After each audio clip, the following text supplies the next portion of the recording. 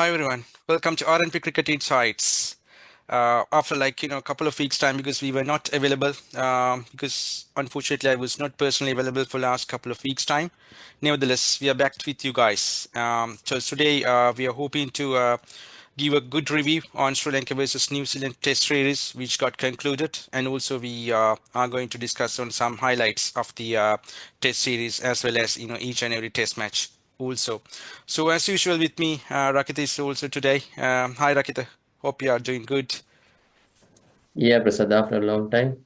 Yeah, after a long time, but yeah, unfortunately, we couldn't, be with our guys, during the daily catch-ups, and we missed some thrilling moments. Nevertheless, cricket is a never-ending, competition, and it's a game, so we have a lot to discuss in time to come as well.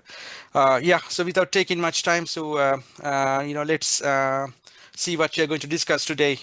So Sri Lanka won the Test series. 2-0 to New Zealand, and New Zealand had no answers at all when it comes to the both the Test matches against Sri Lanka played down there in a goal. So as a result of this Test series, Sri Lanka jump into the third slot of the World Test Championship 24-25, and in fact Sri Lanka is now ranked number 5 in the World Test ranking as well. So when it comes to the performances, so, the highlighting two players are Kamila Mendes and Prabhat Jayasuriya, the hero in spinning tracks. Finished 3 wickets short to equalize the world record of the fastest to 100 Test wickets. And at the same time, Kamila Mendes managed to equalize the Sir Donald Bradman's record and became the second fastest to the 1,000 Test runs.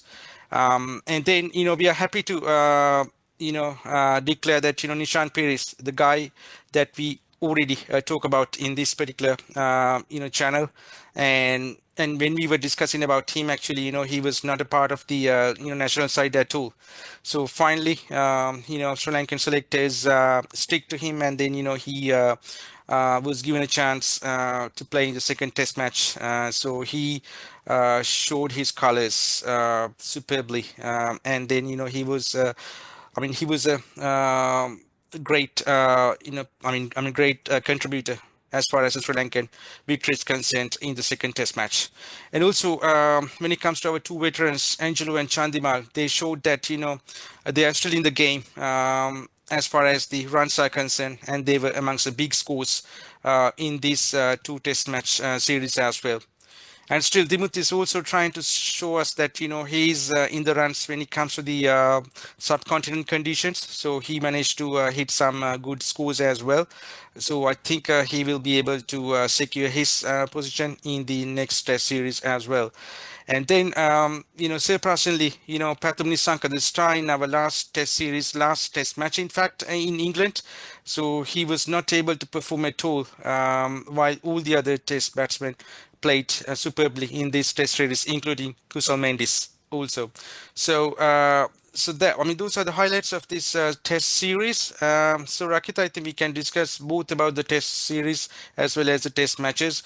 So first of all, I think I would like to focus on the second test match where Sri Lanka won that one comprehensively. I think that is, one of the records as far as the winning margin is considered as well. So that is a very emphatic win. So I would like to know from you, what are the good things that Sri Lanka did, and what was their approach in terms of succeeding in their only occasion where they batted because they didn't bat the second innings at all, so they put up a great score on the board, and then they won the game afterwards. Yeah, Yeah. Rakita. Uh, yeah, Prasad. So first of all, the main highlight is Dana's able to win the tosses. So I think he has won all the 6 tosses, all the 5 tosses from England series up to now. And I think from out of 8 matches he has captained, he has won 7 tosses.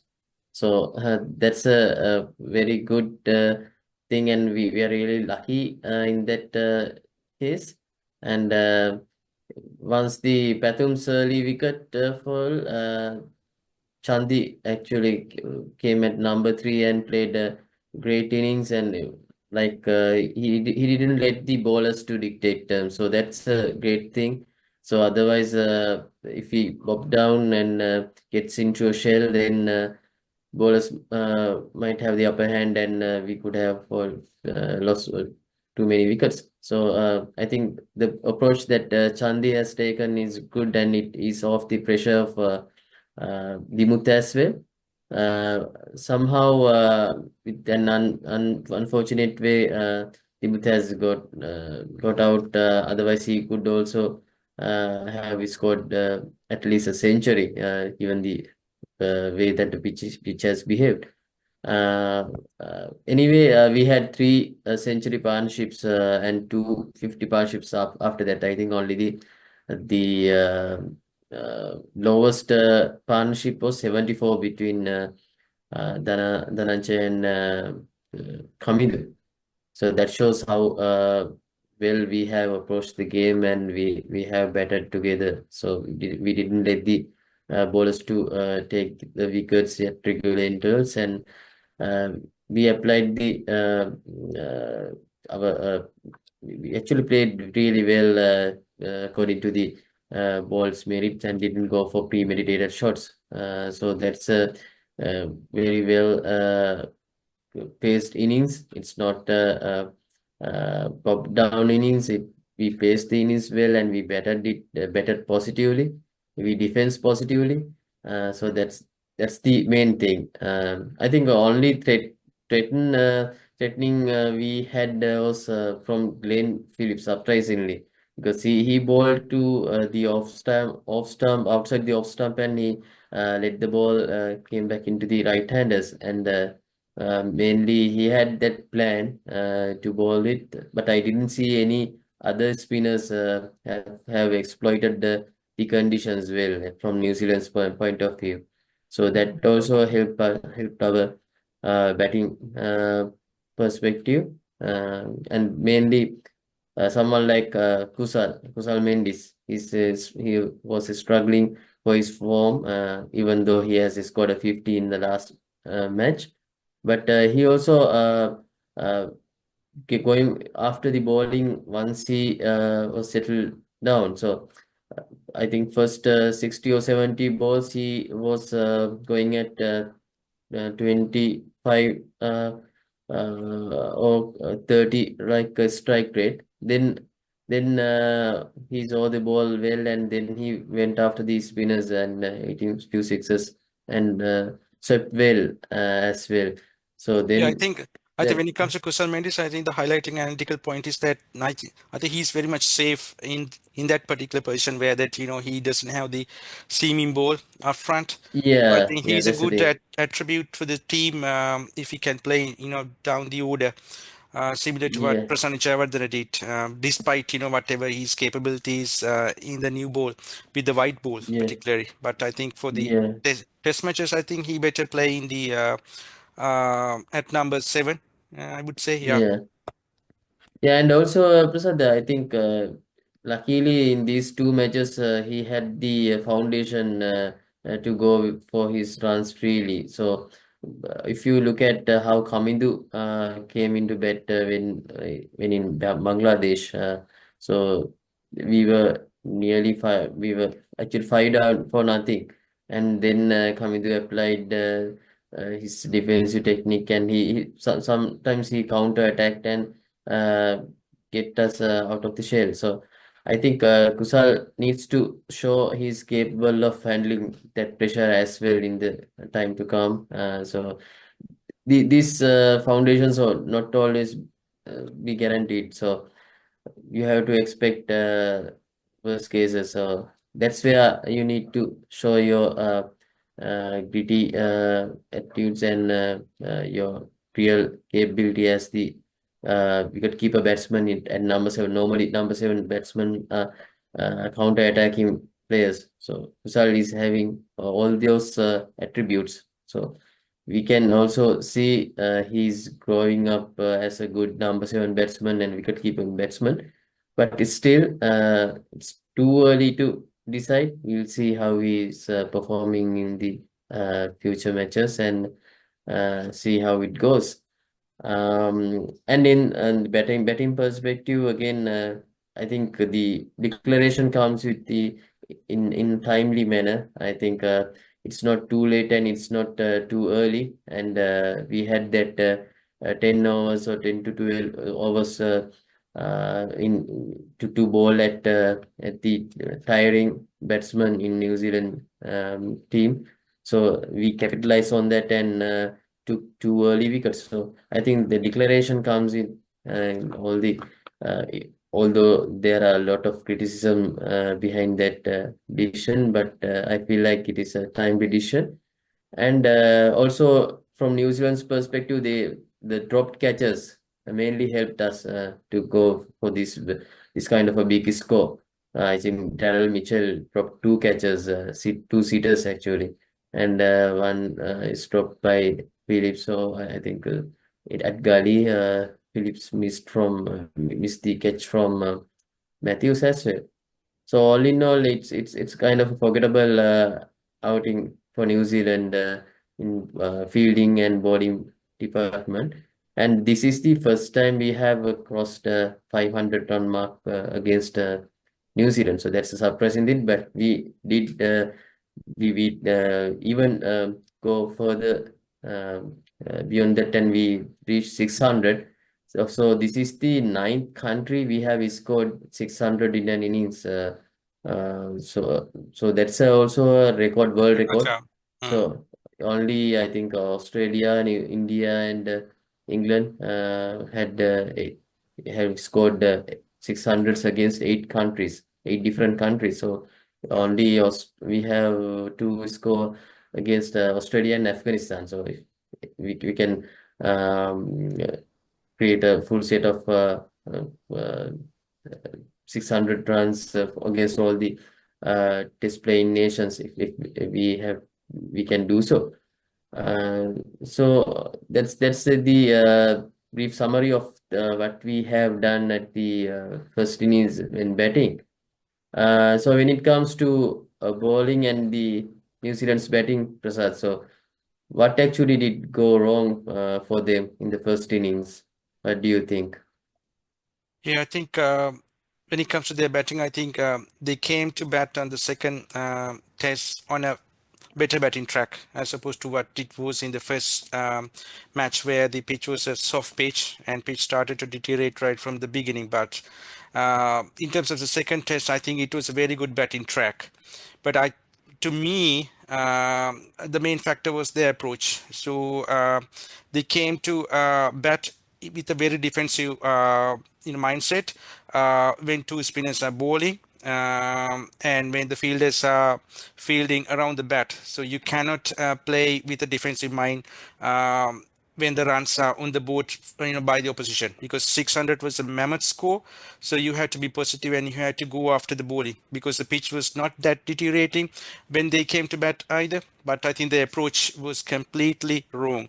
Unfortunately, we didn't see any good positive batting from the great player, Kane Williamson, as well as Darren Mitchell is ranked number 3 or 4 in the world test ranking at the minute, but he failed to show some character either. So I think that was the main factor for me, as far as their failure in the test. The first innings of the second test. And also, I think they came to bat in a point where they were really down and out from their psychology perspective, because their bowlers didn't do really well. And in other words, nothing worked for their bowlers. I mean, they came with 3 spinners, but their 2 main spinners didn't have anything in the first innings. Then when they were bowling at Sri Lanka, Just Patel had no clue, even though he got some purchase in the first test, but in the second test, he couldn't contribute at all in the first innings, or the very inning that they bowled at Sri Lanka. And also Mitchell Santner. I think is a, I mean, that has been a real disappointing series for him. So they came to bat with this kind of a mindset. So I think from that point onwards, so they couldn't come back to the game when they try to play the defensive mindset, because then they dig in further So that was the key point. And also, like you mentioned, so they dropped catches as well. One was a very critical catch of Kamidu Mendes, the batsman who is in the finest form at the moment in the world. So I think I heard that someone was saying that by looking at the form that Kamidu is in at the moment, even his edges are perfect. So that's why even that catch was an edge, but it was dropped because it went like a rocket to Jael Mitchell. So he had no clue on grasping that catch. So that was dropped as well. So that's what the hard work is.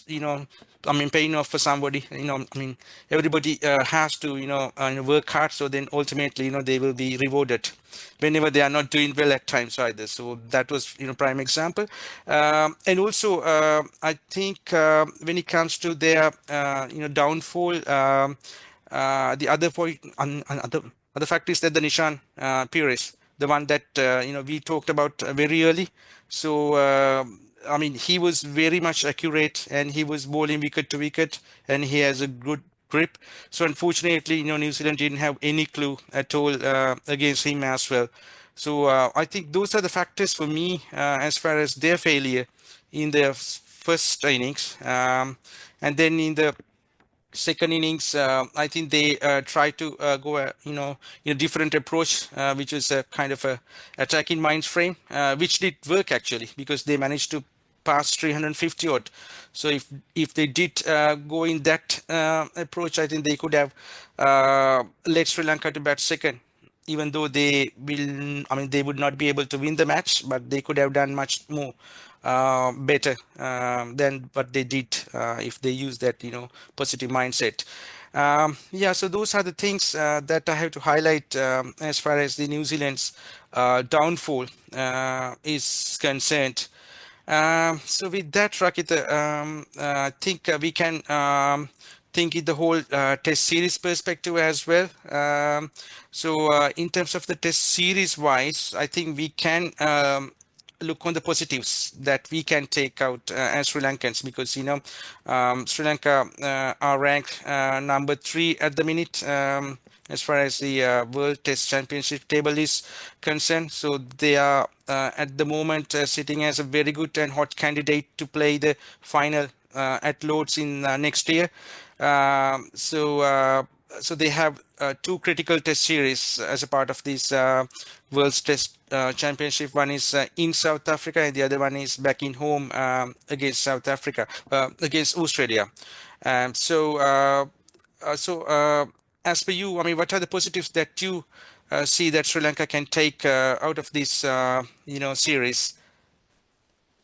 Yeah, I think the first highlighting point is the middle order batting. So we didn't have this kind of a informed batting lineup in playing together for a long time. So we had earlier, I think in late 2000s, we had super 3 batsmen, Mahela Sangha and Thilan Samaravira to occupy the number 3, 4, and 5 spots. So now we have 5 batsmen with at least 10 hundreds, test hundreds. So only in cricket history, there are only 4 teams that had more than 5, at least 5 batsmen with 10 hundreds playing at the same level. So we are really lucky to have that kind of a team at the moment, and the 2 batsmen who are missing out without 10 hundreds are Pathum Nissanka and the Kamidu Mendes. So that shows how our batting depth is at the moment. So that's a great thing, and even in England also they played well. So we are actually expecting them to do well in the SENA countries. So next, our next outing is it in South Africa. So probably we might see whether they continue this great run of form, or will there be any dip in form. So my only concern is within that time period we had to play some white ball cricket, and if something happened, I mean, if some batsmen who are playing well in the test matches and got failed in the white ball format. So then normally our selectors are tend to go with the wave. So it they could have some second thoughts when selecting the test team if one of the batsmen just take an example like Kusal Mendis if he's not in form in um, white ball format after the West Indies one day series, then there will be some debate to select the test team for South Africa. So like that, I think we should compare what we have done with the test team up to now and select the team squads based on that. That's one thing, and I think all the shuffling we have done to the batting positions before the series have been paired off brilliantly. I think the three batsmen who have scored the centuries in the second test have actually the same batsmen who have exchanged their places. Chandimal was batting at number 5, now batting at number 3. Kamidu was batting at number 7 and now batting at number 5. Likewise, Kusal batting at number 3 and now batting at number 7. So that actually kind of a master stroke by the selectors somehow. I don't know whether And they also Sana Jayasuri, we wanted should give some credit to Sana Jayasuri, I think. Sana Jayasuri, The and I both think he has selectors, been yeah, given the yeah, he has been given the awarded with the full-time coaching job as well. So that's a yeah. very good thing happened. So we have now Sri Lankan coach for our help. And yeah, so luckily all the things clicked well for in the series for Sri Lanka. So that's why we won the test series against New Zealand after 15 years. And the Pathum's try run is kind of a concern, but we know how well he's performing in the seaming tracks and how well he can come to the form. So he's just have few rash shots. It's a kind of a mental issue at that time, but it's not the uh, uh, I think not the out of form, but he was really unlucky for some other day. Those shots might go for the boundary, even for ages. But unluckily, those ended up in the hands of the fielders. Anyway, so Pathum is due for big runs in the next series, and Chand is batting at number 3. So his positive intent was really pleasing to see for a um, batsman who's always thinking the about the country before himself, and he's always try to go out of his comfort zone and try to uh, take challenges. So he has really adapted well at number 3 in his late career. So we hope he will continue at number 3 until he retired. And the main man, Kamidu Mendy, so he's the talk of the town at the moment. So every cricket lover now knows who is Kamidu. So and what he's capable of doing. So actually, from Sri Lankan spectators' point of view, we should be patient now. We can't expect Kamidu to score hundreds after hundreds.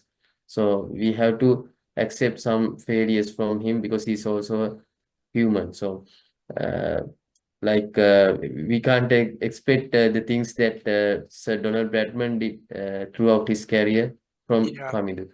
So Yeah, that's a good point. we should be I would like realistic. to, yeah, Yeah, I would like to add to that one as well because, I mean, not only Donald Bradman, but also there are few other guys who got some starts like this, but unfortunately yeah, they couldn't continue with that. Um, I mean, there's a reason because, in the era where, Donald Bradman played, so up until half of his career, I mean, he was playing with only Australia.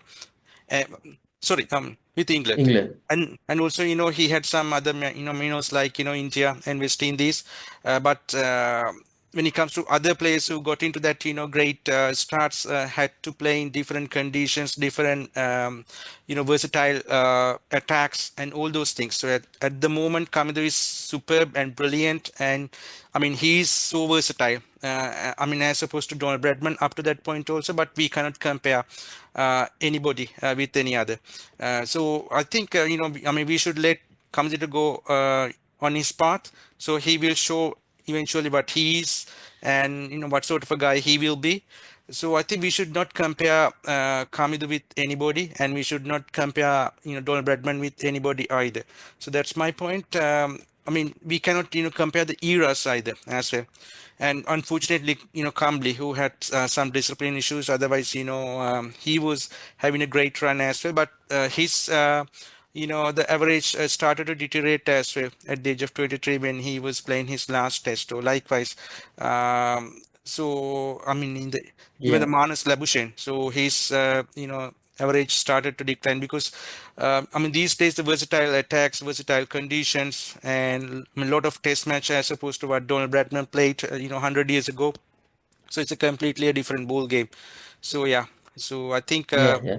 yeah, so I think yeah. I mean, Yeah, so that's a message we other, should give to the spectators, right? So, I mean, yeah, otherwise, and people are going after the stats, but at the end mm, of the day, the runs are not only the numbers, but I mean, a lot of things behind that: efforts, the concentration, how to play against different attacks, different conditions, and a lot of the practices behind that. Yeah, yeah, yeah, Rakita. and my other worry is if Hamidu fails to score 100 for 10 innings in the next 10 innings, but even if he's scoring 50s and 40s likewise, but the people will tend to believe that he's out of form, and even the selectors also might be so sometimes misled due to the abnormal form that he's currently in. So we need to keep I mean we need to protect him, and we need to give him all the comfort and from mental aspect as well, and keep his mind free, and let him do his work usual work in the coming series. And yeah, in fact, what I'm expecting is there could be some out of form for few matches from Kamindu. So we should expect that as the spectators, but it is not the end of the road. He has the time, so he will definitely come back. So likewise, we should not expect hundreds for out of each innings from him, and so we need to be patient. And likewise, you said so Donald Bradman's era and this era is we can't compare those eras. And if we are to get actual uh, uh, details, I mean, impact runs that the batsmen have scored at each era, we need to consider different scenarios, like the average that the other batsmen, top order batsmen have scored in that era when Sir Donald Bradman is playing, or whoever now Kamidu is playing. What is the other batsman's average, batting average, and who are the bowlers? Who the bowlers average who is bowling to him, and same with the Sir Donald Bradman. Likewise, if there's a proper analysis done, if proper statistics are there, then we could go for that argument. But still, 1,000 runs doesn't mean anything. 1,000 runs and the 13 innings means still we are in the infant age of the Test career. So it is not a time to compare anyone with the great Sir Donald Bradman.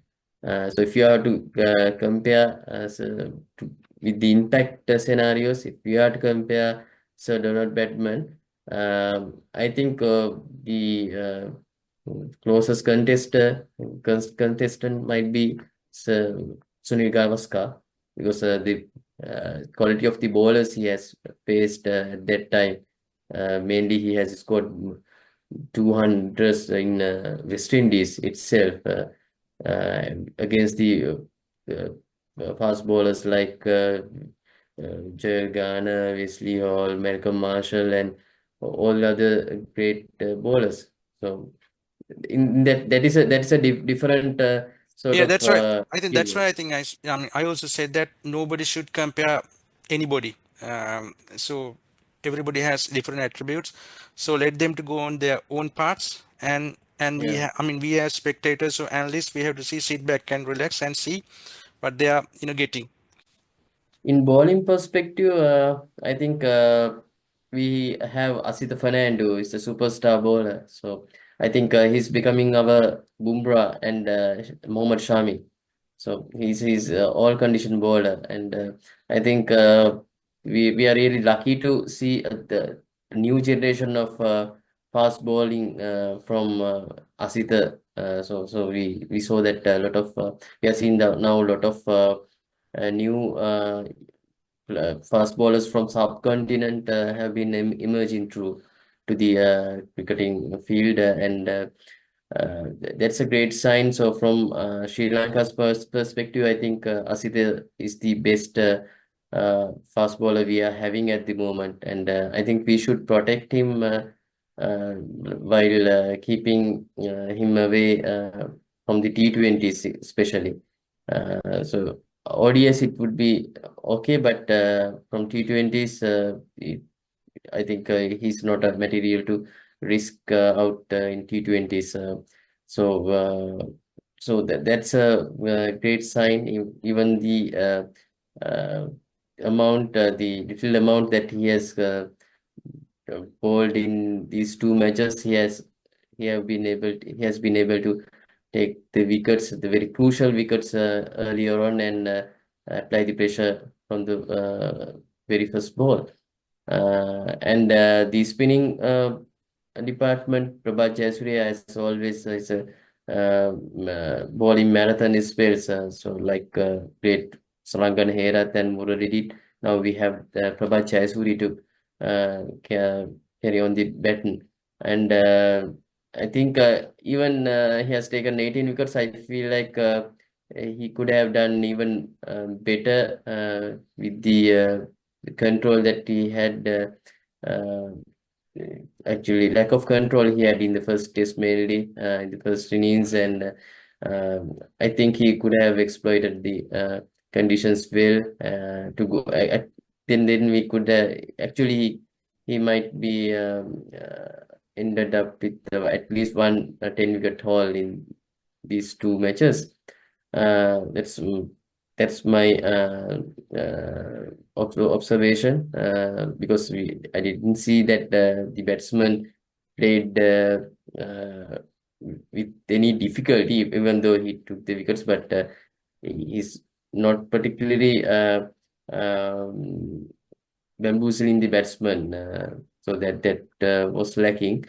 But I think he's a great prospect, and we could see him performing well in the South African conditions as well, especially in Durban, because it supports the spinners. And Nishan's inclusion, Nishan is like we highlighted in the previous weekly episode. Nishan is the latest inclusion to our spinning armory, and he has the height and he has the bounce because of his height, and I think he might be taken as the first choice bowler in the South African conditions at some point. So that's my prediction.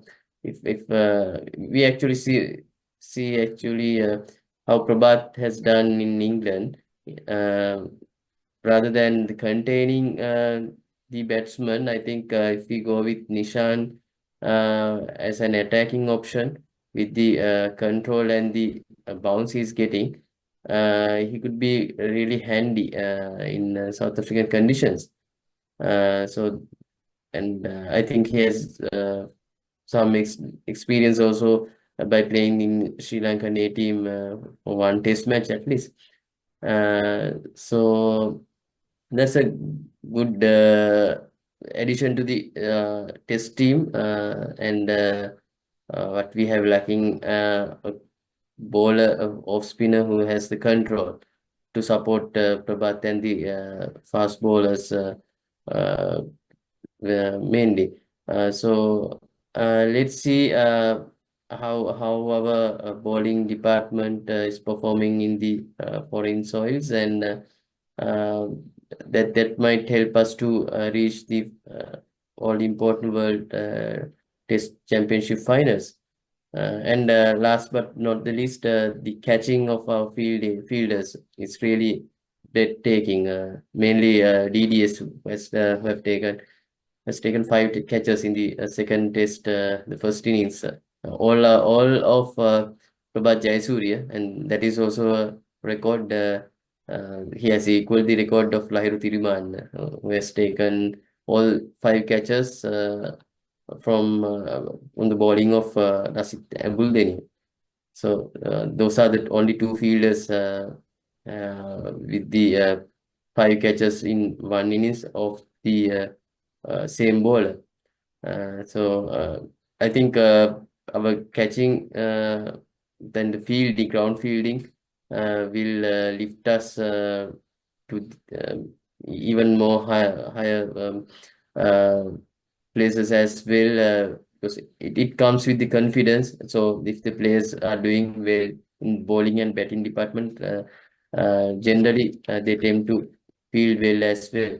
So it's all about confidence, and I hope that our confidence will be getting higher and higher from the more they play together.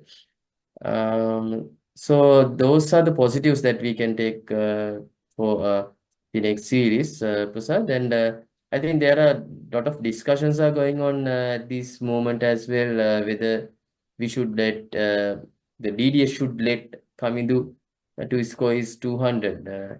So I think we also need to add some points from our perspective on that scenario. So what do you think, Prasad? Did he really allow to get his 200? No, I think DDS did the right thing as a seasoned captain or a vice captain. Vice in a sense, intelligent captain, I would say. So I think as a captain, he let Kusal Mendes to hit 100 after ages because he was down and out, and regardless of all the boastings from all the coaches, because he has not been performing really well in terms of hitting big runs in Test cricket for years. So ultimately, he lost his position also. Now he's batting at number seven, and then he was going for 100. So I mean, as a captain, he let him to play that 100. So that was the first choice as a captain from him. And then the other point was Kamadi to let equalize the second fastest 1,000 run getter to equalize with Sir Don Bradman, like you said. So I think. I mean, that was also one of the milestones as a captain he had to check. So once those two were achieved, afterwards, I think as a captain, you should not allow the batters to go after 200, 250, or 300. I mean, that's not Test cricket at all. If there's no specific, result is gaining from that, because cricket is not an individual game. Cricket is a team game. So at that point, as a captain or as a team or as a bunch, the main factors that the Sri Lankan team had to think of was to win the game comprehensively. That is one thing, and the other one is to win the game somehow, to register the points and to become the third contender of this World Test Championship. So those were the two factors going in his mind, and also the fifth day was supposed to be a rainy day in goal. So all those things were, working in his mind as well as the coach's mind.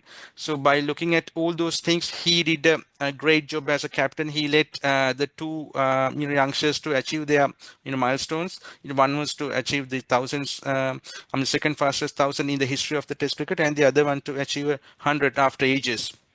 So I think having done that one, and then the other point was that he wanted to get couple of wickets towards the end of the day, because we all know that when it comes to goal, in any day, the last hour is a very hard hour to play for new batters. So I think he wanted to capitalize on that one as well when the runs were on the board, because 600 is something that you can't ask even better. So I mean that was enough. So I think he did the correct decision.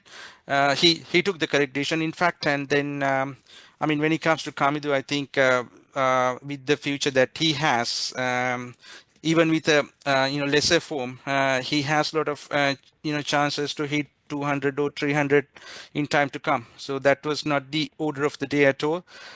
So I think as a intelligent captain, along with Sanat Jayasuriya, who is mentoring the team at the minutes, I think Dananjaya de Silva made the correct decision at that point, and ultimately Sri Lanka managed to take two quick wickets, so that made a huge difference as far as the final result is concerned. Because if we couldn't take those two wickets, who knows? In the third day, those two batters could have hit a better runs, and then Sri Lanka could not have bowled them out for 88 in the first inning. So I think those are the things as a Exactly. Yeah. captain we have to think of. So all in all, I Yeah. think it was a correct decision. I think that shows the maturity as a team, because it was not a single decision; it was a collective decision.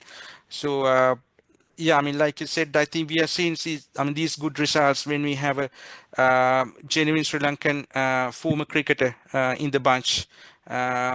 Despite the CVs, when it comes to coaching CVs, I think you can ask a lot of things, but none of them could do this one. Who thought that we would be performing like this, having beaten India, the world number one at that point in the white ball. So ever since we started, and we could have won the Manchester game as well. Unfortunately, one session cost the match.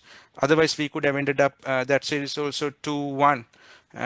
So yeah, so those are the things I think. So eventually we won the game, and then that decision is correctly confirmed by myself as well. Declaring at that point. So I think we can. We have room for a one single point to discuss. So we talk, and we already highlighted a lot in this segment today about this Nishan Puris as well as Prabhat Jayasuriya.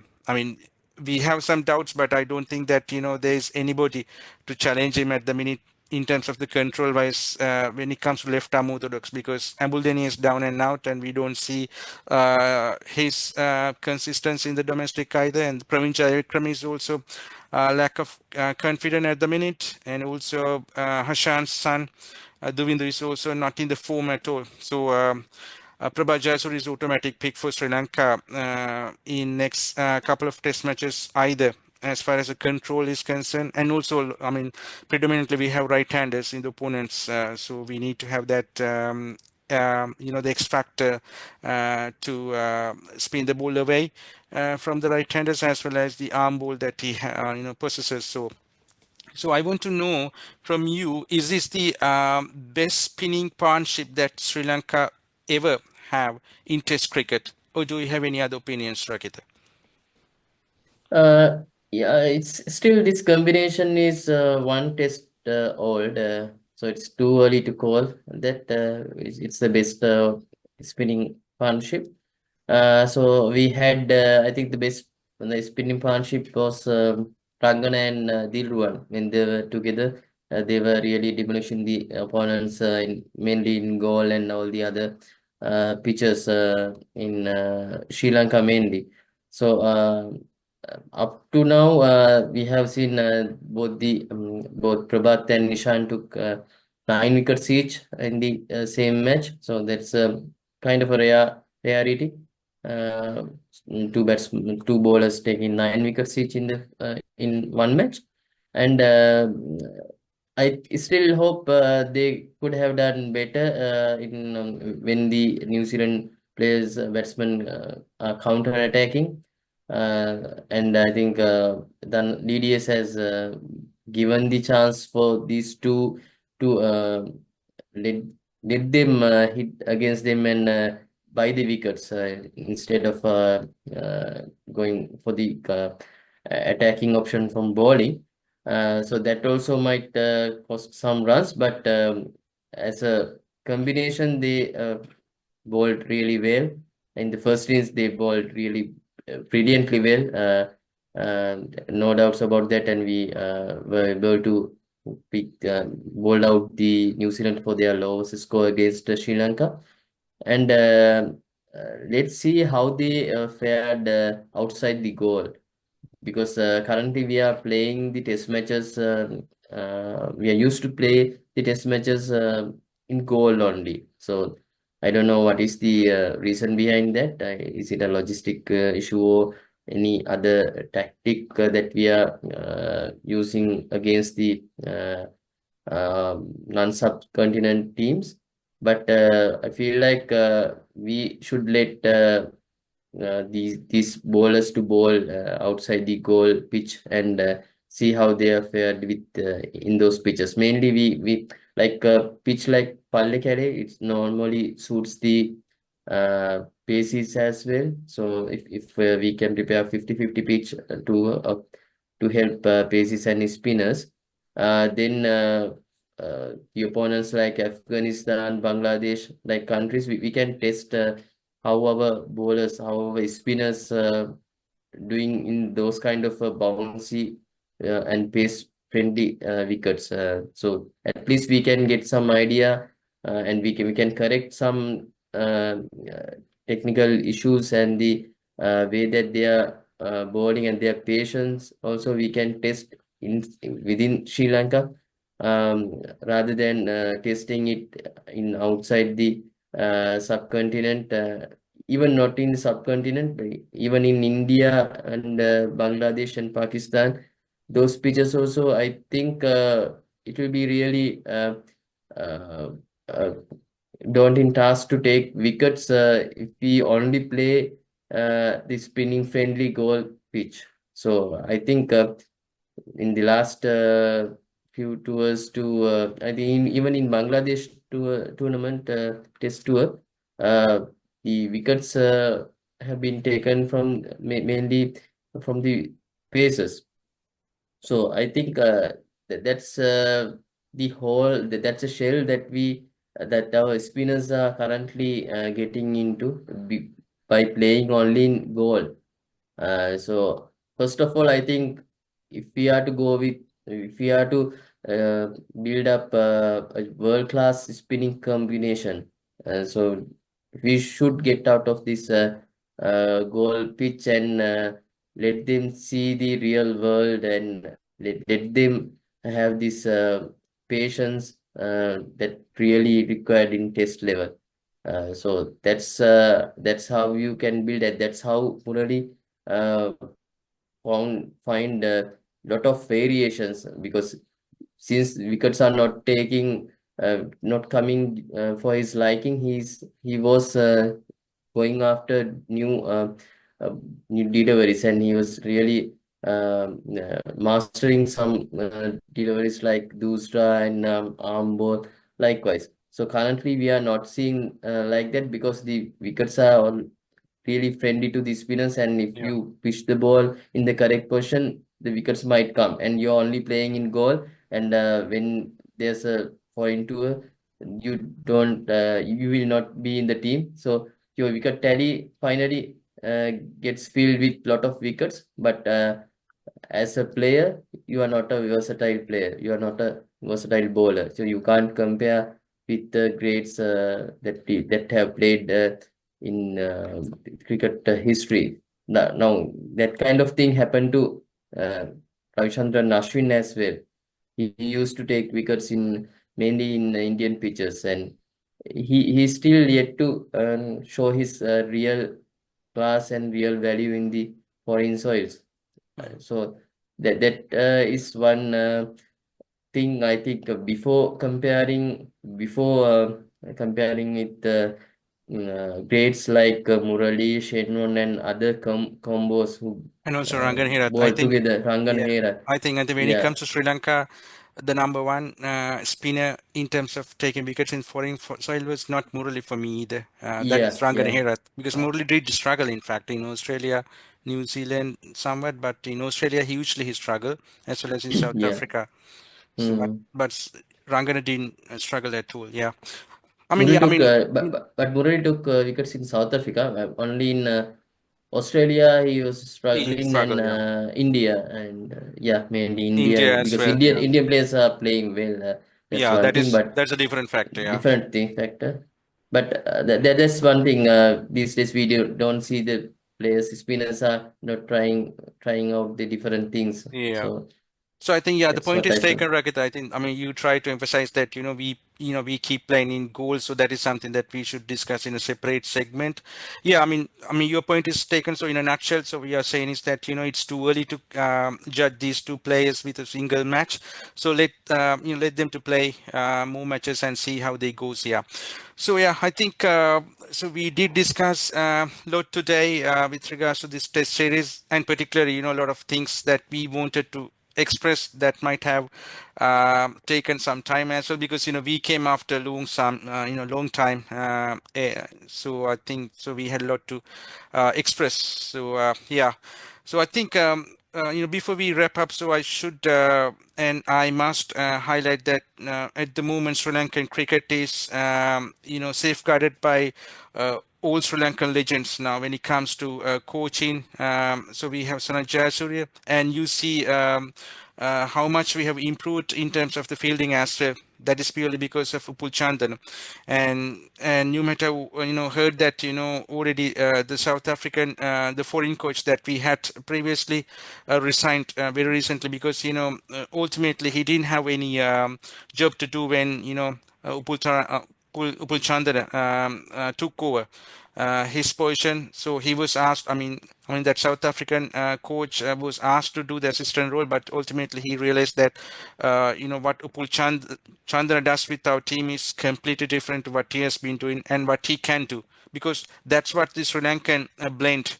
So that's what we need. I mean, that's what exactly India did, since 6 or 7 years ago. So I mean, since then, so they have been really performing well. So it's not about the series; it's about the blend and Novin Sri Lankan culture, the Novin Sri Lankan blood, and the way that Sri Lanka should play the Sri Lankan cricket brand.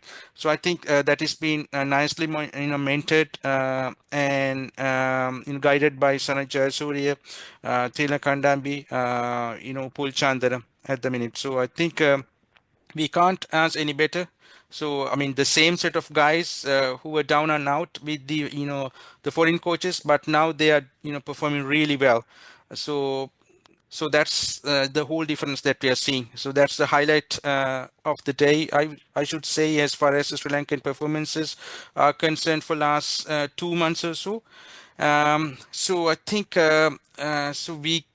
we are going to have a small pause in the red ball cricket, right, Rakita? So we are going to have some Yeah, white ball cricket starting from mid of October. third. So yeah, Yeah, before that, I think we have this Women's World Cup starting yeah. this week.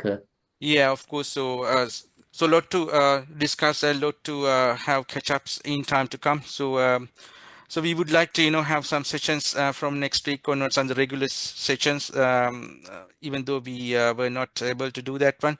So, yeah, women's cricket and also some crickets happening around the world as well. So we, want to bring you some analytics about those things as well, because ultimately Sri Lanka are going to impact it with the way that other teams are playing. So so always we keep an eye on what's happening around the world.